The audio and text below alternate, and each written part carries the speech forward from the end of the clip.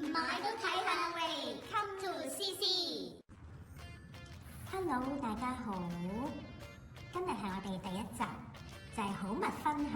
我哋有2個用家嘅，一個就係我阿 Beach 啦，另一個就係阿表。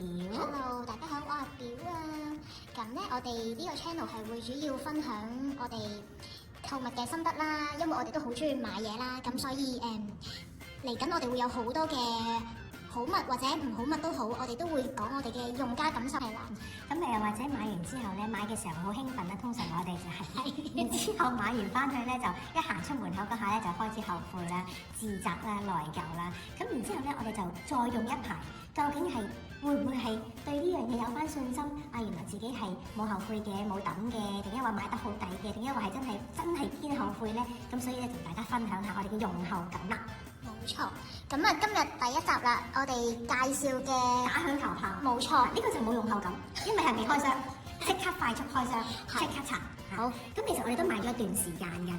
咁因為我哋就好懶惰啦，成日將啲時間掛住去買嘢啦，所以就得唔得閒剪接啦。咁所以就雖然一段時間之前咁，但係咧都幾新嘅呢樣嘢，咁都可以即刻同大家分享一下。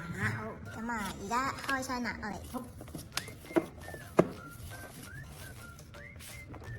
咁啊，仲有本書仔啦，係呢啲我諗大家都係想快啲 fast forward 咗佢嘅嘢，咁我哋就快速睇啦。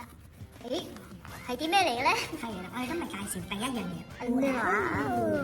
係近期好 hit 嘅五花頸鏈啊！係啦，五花即係顧名思義咧，佢有5個 logo 啦，5個花啦。咁俾大家近鏡去睇下啦。咁啊，logo 係做到好細緻嘅，佢係細細粒咁樣嘅。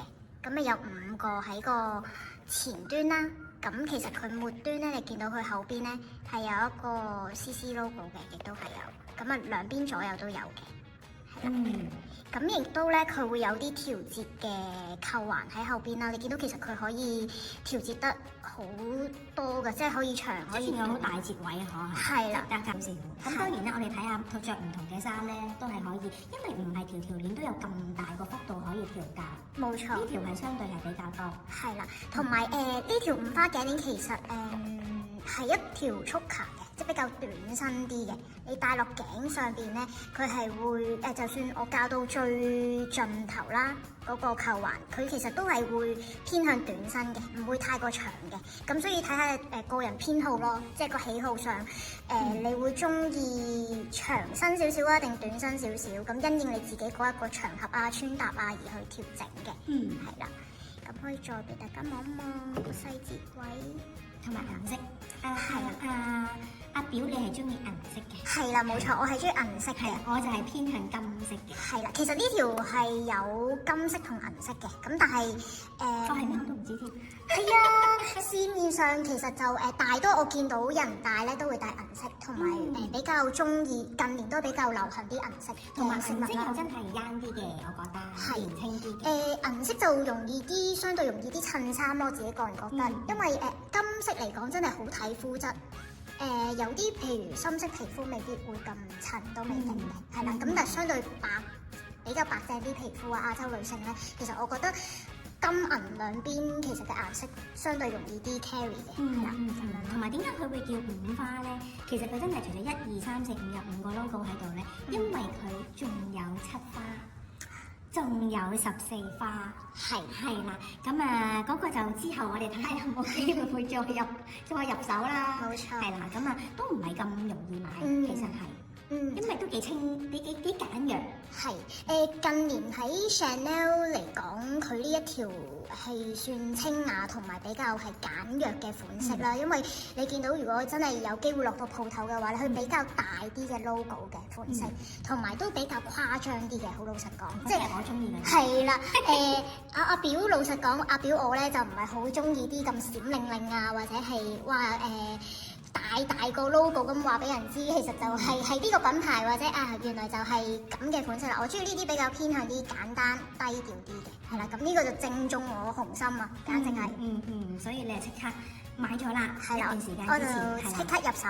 咁咧的有啲我見到坊間有啲朋友仔話呢啲咧會唔會好棘頭髮咧？我可能稍微 zoom 近少少俾大家望望，因為咧呢啲咧其實你如果摸上手咧，佢類似係一啲中間係有啲空隙位㗎，佢就骨咁樣係咪？係啦，有條骨位咧，其實嗰啲會唔會有啲人問就會唔會容易啲攝頭髮咧？我有試戴過上身嘅，咁咧因為佢呢啲咧，佢係偏向喺前邊嘅。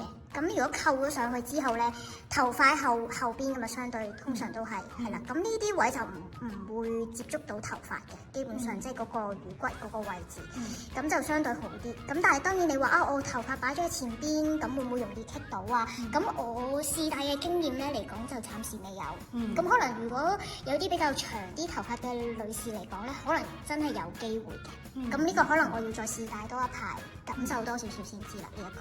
同埋我覺得如果係譬如有啲觀眾可能會問五花同七花有咩分別咧？咁七花就顧名思義多咗兩粒啦。咁其實戴起上嚟嘅時候咧，就變咗嗰條頸即係側邊嗰啲位咧，咁就可能冇咁空溜溜啦。咁但係要視乎翻嗰個人咧，係條頸幼啊、粗啊，佢想放落嚟多啲戴啊，定抑或係掹行啲咁樣係要出球咁樣戴咯？我覺得，即係如果佢係有啲人係唔中意出球嘅。咁可能想放低少少嘅，勒住條頸咁樣，咁可能七花就幾啱啲。係啦，如果佢七花咧，佢係基本上佢都係一個圈咁樣戴上頸嘅啫。咁呢度你會見到側邊佢就會多翻兩個 logo 咁樣咯。咁相對頭先好似阿 Beach 咁講，就係可以放落多少少，咁你就做翻條比較長身少少嘅頸鏈咧，都唔會太過礙眼，即係覺得點解呢度好似冇咗啲 logo 或者冇嘢睇嘅咧咁樣。咁佢需要睇下自己嗰個喜好，睇下中意長啲定短啲。咁如果你話另外14花係點嘅咧？14花咧就係再長身啲嘅啦。咁佢可以單戴啦，一條長身嘅喺條頸位，咁就去到腰嗰個位置㗎啦，長度去到。咁如果你話我唔中意咁長喎，我疊帶得唔得咧？可以嘅，14花可以做到一個疊帶。首先就一個短身嘅喺條頸位啦，跟住然後再接住落嚟，佢就有多一個圈咧，就較為長身少少，咁就可以去到大概胸部位置啦，係啦，咁樣咁就有做到一個層次感咁樣咯。咁可唔可以再翹埋隻手當手鏈咧？梗係可以啦，因為我有試過，其實我試過五花係翹上手咁樣做一個手鏈嘅，係可以做到。五花都可以，五花可以，即係而家呢一條都可以。係啦，而家呢一條都可以，佢翹兩個圈嘅基本上，咁就可以做到。咁但係14花嚟講咧，咁就再翹長多少少咯，嗰個圈，咁可以稍微示範一次俾大家望一望。係啦，就係咁樣，大概係咁樣嘅呈現啦。咁佢就會係翹到做到兩個圈，咁亦都有個 logo 咁樣出到嚟啦。14花可能可以做埋腰帶喎。係啊，冇錯。腰鏈。阿 Beach 你真係眼光獨到。因為14花咧，如果大家有上過去個官網度睇咧，其實佢個長度咧係可以足以，即係如果你係比較有條腰幼身啦，可以呈腰鏈做到係啦，咁樣嗰個情況嘅。咁相對可以比較多功能啲啦，咁就唔係淨係咁單調，淨係話我戴頸鏈啦，咁我亦都可以做腰鏈啦。咁14花相對嗰個功用上又會多啲咁樣咯，多啲玩法咯。不過我自己覺得就係，我見你戴啊嘛，見過你戴過晒3條咁樣啦。咁五花同埋7花你都，我覺得係都已經係好清雅同埋好靚咯。係啊，14花就可能會場合會比較少啲機會。即係你就算你疊戴都好啦，一個短圈一個長圈都可能望落去咧冇咁 casual。係嘅，即係睇下自己係中意係用係咩場合咯。咁有啲人士就覺得我平時 casual 啲，即係我又可能比較運動型啲嘅，係咪襯唔到呢啲咁樣五花啊咁幼身嘅頸鏈咧？都唔係嘅，係啦，即係我有試過着 T 恤牛仔褲咁樣襯咧，其實都襯到呢條五花頸鏈嘅。咁但係相對14花嚟講，咁可能就真係要襯啲可能長裙啦，或者可能即係 one piece 啲嘅套裝啊，會比較係啦啱呢個風格多少少咯。個14花同埋呢個都相對嘅價錢咧，就比較值得入手嘅，我覺得係。即係識別度有高喎，咁多個 logo 啊，但係識別度高緊要㗎嘛。如果你話以3條嘅價錢嚟講，咁五花咧係最最平嘅個價錢嚟講，係啦。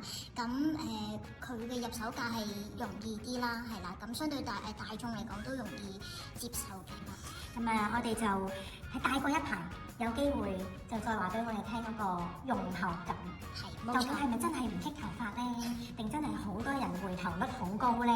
但係我自己覺得咧，呢個價錢呢條鏈咧係抵買嘅，係抵買，因為識別度高都係嗰句啦，同埋佢用嗰個場合啊好多啊，好廣泛地被使用啊，好容易咁樣。可以日常啦，係啊，你去比較重要少少嘅 event 啊，我覺得呢條都唔失禮，講真，係啦，唔使一定話成日都要好閃啊，好大個嘅一啲圖案啊或者款式啊咁樣，咁呢啲就簡約啲，適合啲可能比較中意偏向低調啦，中意簡約風格啊，嘅女士啦，咁可以入手嘗試去望多少少呢一個條頸鏈，可能被人遺留咁細個 logo， 可能俾人遺留咗，但係其實呢條嘢幾正嘅都係。